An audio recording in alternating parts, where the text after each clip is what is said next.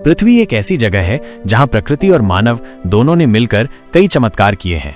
चलिए हम एक ऐसी यात्रा पर चलते हैं जो हमें पृथ्वी की सबसे शांत जगह से लेकर रेगिस्तान में फूलों की चादर तक ले जाएगी, और ये भी देखेंगे कि कैसे इंसान ने प्रकृति के साथ तालमेल बिठाकर कुछ अनोखा बनाया है। सबसे पहले हम चलते हैं अंटार्कटिका के पठार की ओर। 2009 में खगोल शास्त्रियों ने पाया कि ये पृथ्वी पर सबसे शांत जगह है। यहाँ एक रिज ऊंचा क्षेत्र है जहाँ न हवा चलती है और न ही मौसम की कोई हलचल होती है। बादलों की कमी और वायुमंडलीय अशांति न होने की वजह से यहाँ एक मध्यम आकार का टेलीस्कोप भी पृथ्वी पर कहीं भी मौजूद सबसे बड़े टेलीस्कोप जितना शक्तिशाली हो सकता है। यह जगह खगोल शास्त्र के लिए एकदम सही है क्योंकि साफ आसमान की वजह से तारों और ग्रहों का अध्ययन करना आसान हो जाता है। अब हम अंटार्कटिका की ठंड से निकलकर अलास्का की ओर चलते हैं, जहां प्रकृति ने इंसानों को एक अनोखा तोहफा दिया है। यहाँ हर योग्य निवासी को हर साल एक तेल रॉयल्टी चेक मिलता है जो अलास्का के तेल से होने वाली आय का हिस्सा होता है। 2015 में ये भुगतान अपने उच्चतम स्तर पर था। हर व्यक्ति को $2072 लगभग 1.5 लाख रुपए और 4 लोगों के परिवार को $8,288 लगभग 6 लाख रुपए मिले।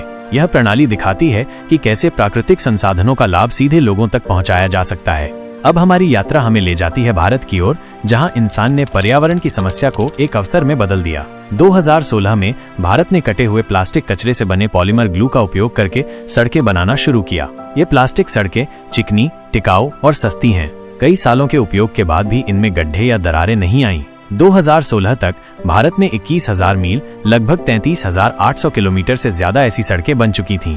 यह एक शानदार उदाहरण है कि कैसे प्लास्टिक कचरे का पुनर्चक्रण करके पर्यावरण को बचाया जा सकता है और साथ ही उपयोगी चीजें बनाई जा सकती हैं।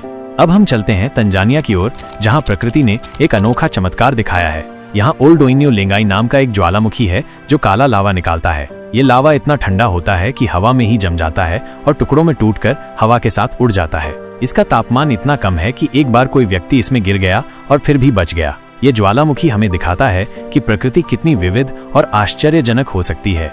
अब हमारी यात्रा हमें ले जाती है नॉर्वे के लॉन्गएयरबैन शहर में, जहां एक अजीब नियम है। यहाँ किसी को दफनाने की मनाही है।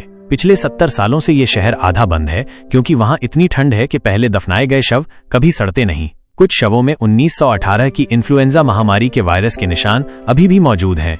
यह नियम स्वास्थ्य और सुरक्षा के लिए बनाया गया है ताकि पुराने वायरस फिर से न फैलें। यह हमें बताता है कि प्रकृति की कुछ खासियतें इंसानों के लिए चुनौती भी बन सकती हैं।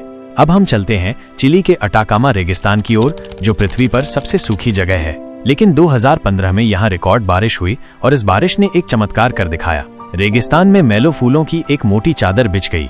ये घटना हमें दिखाती है कि प्रकृति कितनी अप्रत्याशित और सुंदर हो सकती है। एक सूखा रेगिस्तान भी फूलों से भर सकता है।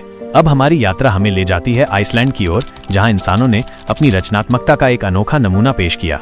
यहाँ के कलाकारों ने द लैंड ऑफ जायंट्स नाम का एक डिजाइन प्रस्ताव बनाया, जिसमें बिजली के खंभों को मानव आकार की मूर्तियों में बदला गया।